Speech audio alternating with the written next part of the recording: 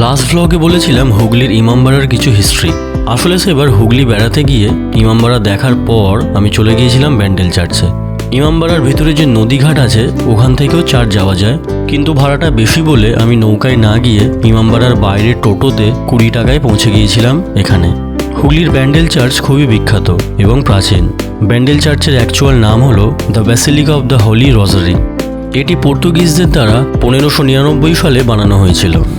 1571 সালে পর্তুগিজরা মুঘল সম্রাট আকবরের থেকে পারমিশন পান হুগলিতে তাদের বসতি স্থাপন করার, আর তার ঠিক কিছু বছর পর পর্তুগিজরা বানিয়েছিলেন এই ঐতিহাসিক চার্চটি।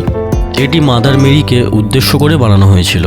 চার্চের ভিতরে ভিডিওগ্রাফি বারণ, তাই যতটুকু সম্ভব ক্যামেরাবন্দি করে আর বাকিটা চাক্ষুষ দেখে চার্চের সামনের বাগানটা একটু ঘুরে নিলাম। ক্রিসমাসের সময় আসলে এখানে আরও ভালো লাগবে। যাই হোক, আপনারা যারা এখনও ব্যান্ডেল চার্চ যাননি, এবার একটা ছোট্ট প্ল্যান করেই ফেলুন। আর আমিও ঘুরে আসি অন্য কোনো গন্তব্য থেকে। তো আজকের মতো টাটা।